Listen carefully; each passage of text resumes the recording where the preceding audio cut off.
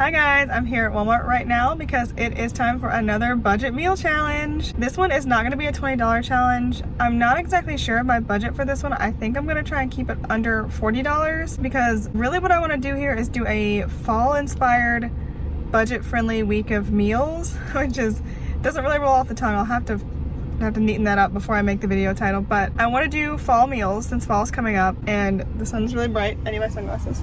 And I want to do them as budget friendly as possible. So $40 I think is still very doable. I am going to try and go under that if I can, but we'll see what happens. As always, I have an idea of what I want to do, but it depends on what's actually in store. So let's get in there and let's do some shopping.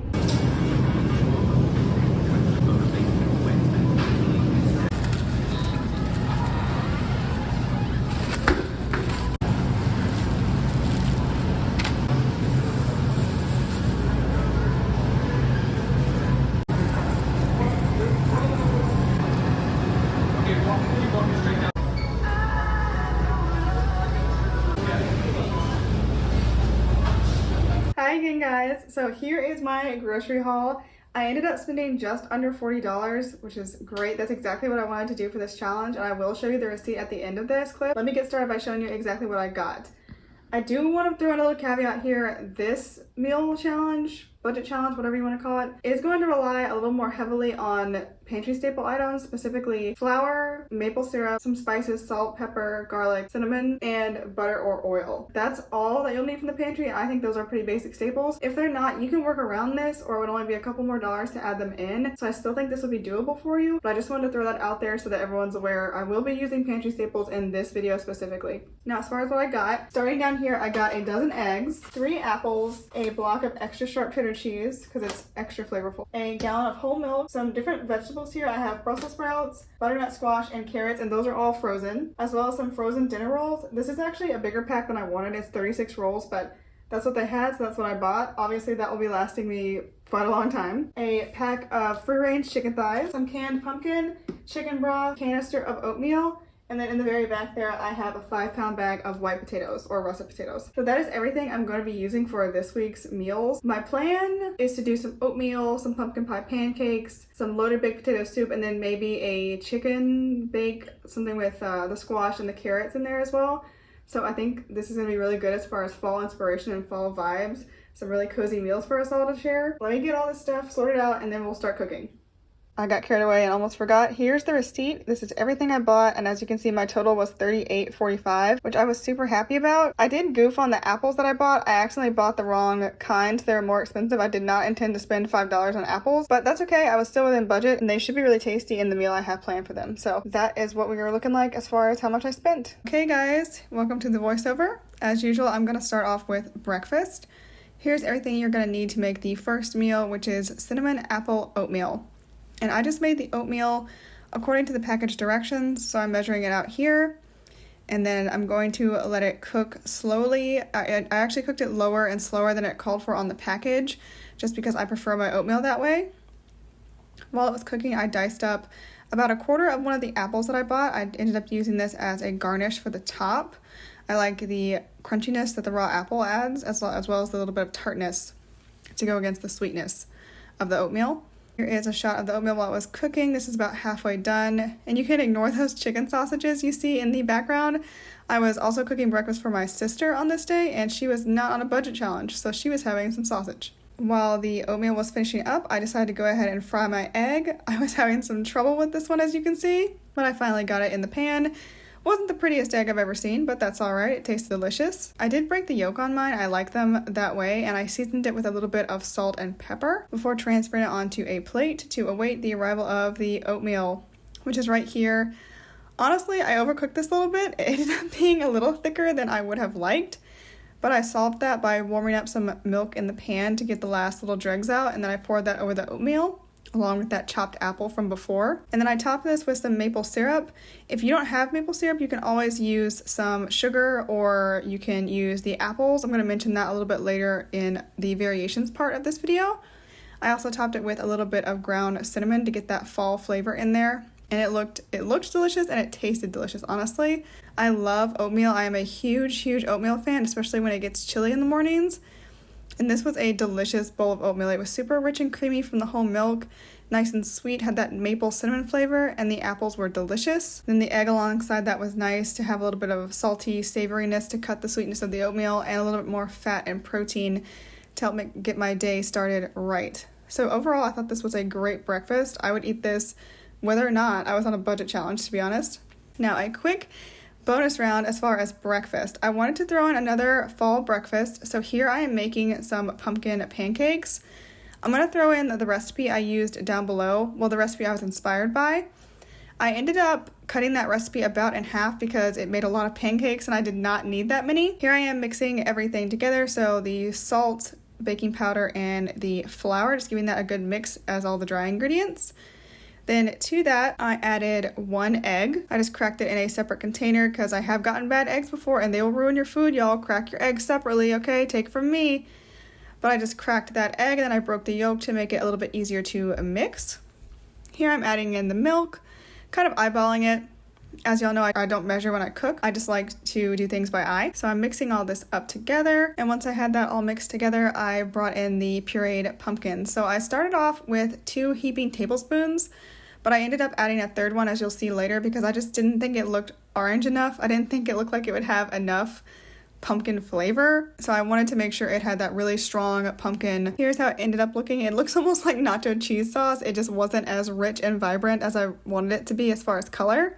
So that 3rd tablespoon of pumpkin really helped with that, as well as the dash of cinnamon I put in. Then I have my trusty cast iron skillet here with just a little bit of butter melted in it, and I'm portioning out the batter. I did about 4 spoonfuls of batter per pancake, and then I just smooth it out so it's nice and round. I like my pancakes to be even and aesthetic looking. Let it cook on one side, give her a flip, and there she is.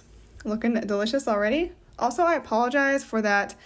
In the top right hand corner, you can see a bit of my tripod. I didn't even realize it was in the shot, so just bear with me through this shot with the pancakes. It will go away, I promise. And then I repeated the pancake process 6 times. I ended up getting 6 pancakes, and they made a beautiful stack here. As you can see, they look so precious and delicious.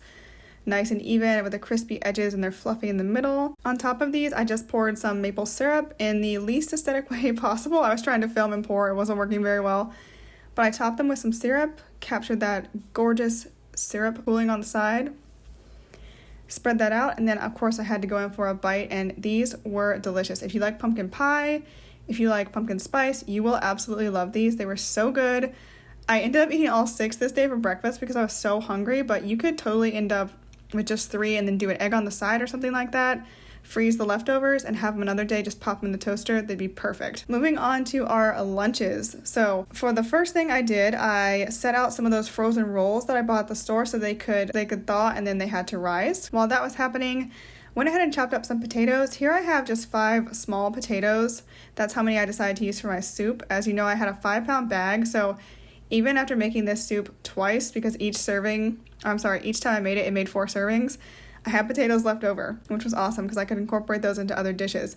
But I'm just dicing up these potatoes into pretty small chunks, not too small, because I do like to have some potato chunks in my soup. I have a little bit of texture in there, but I want them to cook pretty evenly. Then once they were all chopped up, I just put them in a pan with a little bit of butter to cook a little bit before I added in the broth. This step is optional, but I feel like it gives the soup a richer flavor, and it helps the potatoes cook a lot faster than if they were just boiling, at least in my opinion. After giving them a stir, I topped them with a lid to help them cook a little bit faster. And then here they are after a couple of minutes. They're starting to get some color, especially on the bottom, and they're starting to soften up, which is exactly what I wanted at this stage. So I went in with the chicken broth here. This was a 32-ounce container, and I poured in half of that container, so 16 ounces. And I am gonna have the link to this recipe that I was inspired by down below, so you can make this as well. Again, I had to half the recipe because it made 8 servings, which I did not need at the time, so I just made it twice over 2 days, over a week. Once the chicken broth was in, I wanted a little bit more liquid, so I added 1/4 of a cup of water as well. You'll just have to eyeball this based on how many potatoes you have and how thick or how thin you want your soup to be in the end, because the amount of liquid you add in it is obviously going to make a difference to that. Give everything another stir and pop the lid back on. After letting that boil for a few minutes, I decided to go in and stir it up again, make sure everything was going well, and the lens got a little foggy here, so I'm gonna clean that up in just a second. See, I realized there as I was going to test the potato. Get that wiped off so y'all can see. And There we go, nice and clear again. So here I'm using a knife just to test the potatoes and their doneness. And these are pretty well done. You see they break apart easily. The knife goes through them like butter, which is exactly what I want to see. In another smaller pan, I am making the roux for our soup.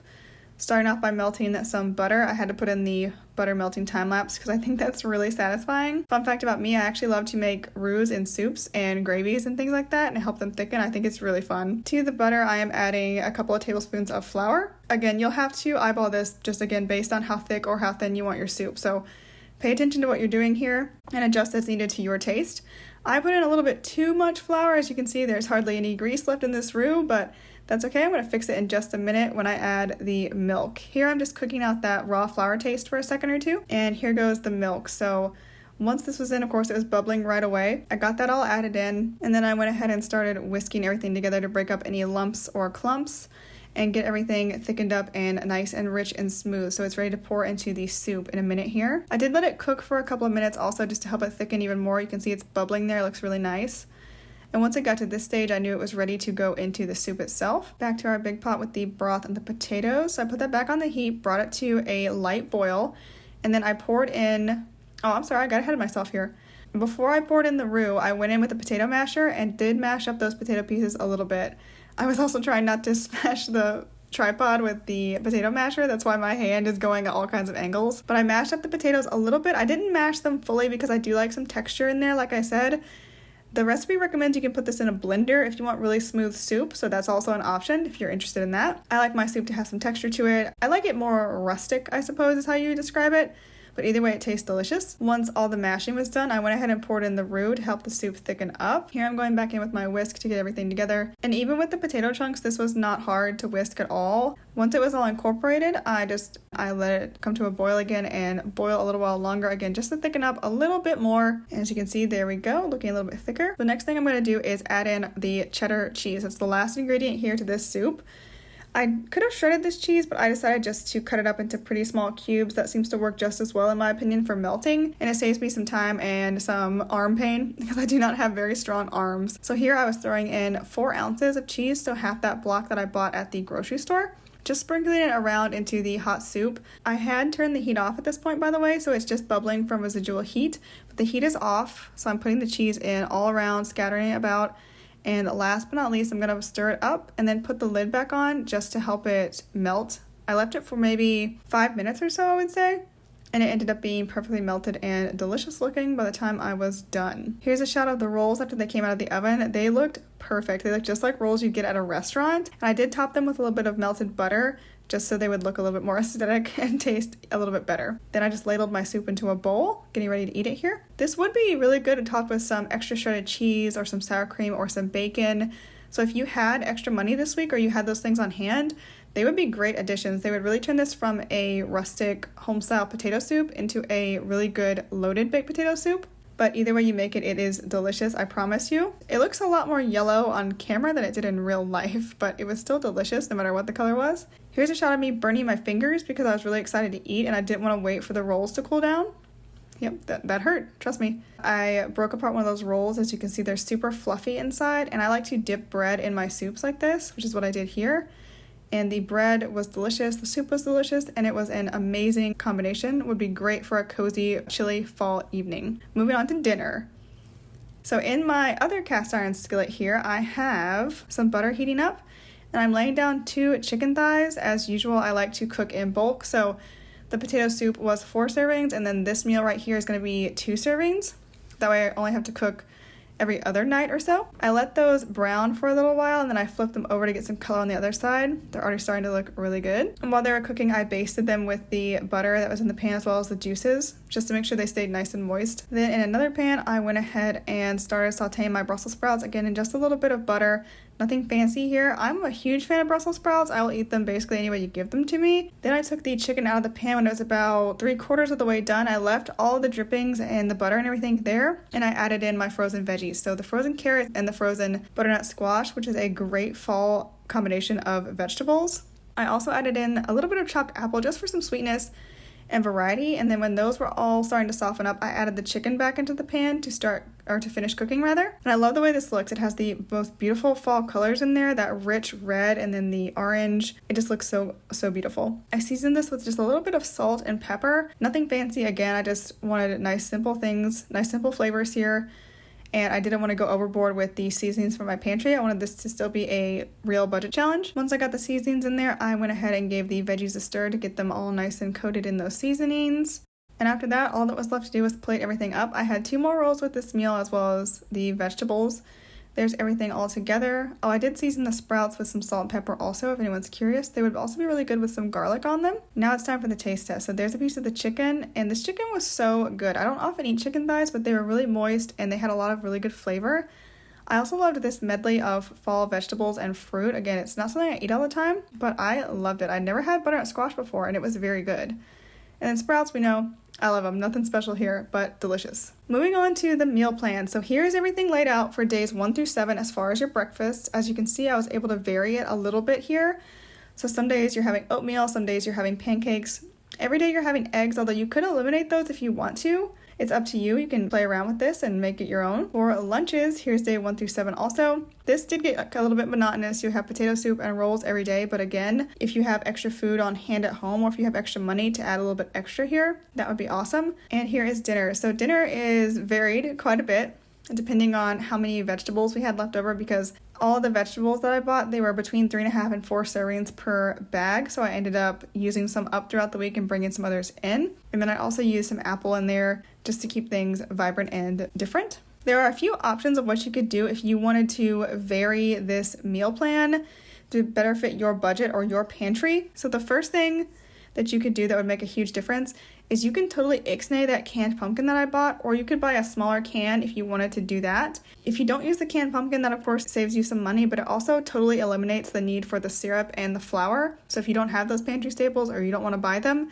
you don't have to worry about this. You can still have a great breakfast with the oatmeal and the eggs. And trust me, I know when you're on a budget, saving $1 or $2 makes a huge difference. The second thing you can do differently is buy cheaper apples. As I mentioned, I bought the wrong one, so I spent about twice as much as I wanted to on those apples. Also be on the lookout for fruit that's on sale. Pears would be another good option that you could use in here, for example. The third tip I have is using brown or white sugar to sweeten the oatmeal. A lot of people tend to have sugar on hand at all times. If you don't have that, you could just use the apples and caramelize them so they develop their natural sugars, and you could use that to sweeten the oatmeal naturally, not have any syrup or sugar added to it otherwise. And then the last variant you could do is make a savory oatmeal. Now I have never tried this, but I hear oatmeal is very good just with some salt and pepper, and then you can top it with the fried egg. I've heard many people say that's very good, so if you want to give that a shot and let me know how it is down below, I would love to hear that. And for possibly my favorite part of this challenge, here's everything you have left over after this week of meals. So you've got rolls, you've got eggs, oatmeal, you've got an apple left, you've got plenty of food left if you wanted to add it in throughout the week. Maybe put some potatoes with your dinner, have an extra egg at breakfast, whatever you want to do. Again, make it your own. This is just an inspiration. Alright guys, that is the end of my fall budget challenge. I hope you enjoyed. Thank you so much for watching. I hope you get to try some of these meals yourselves. And as always, I will see you in the next video. Bye guys!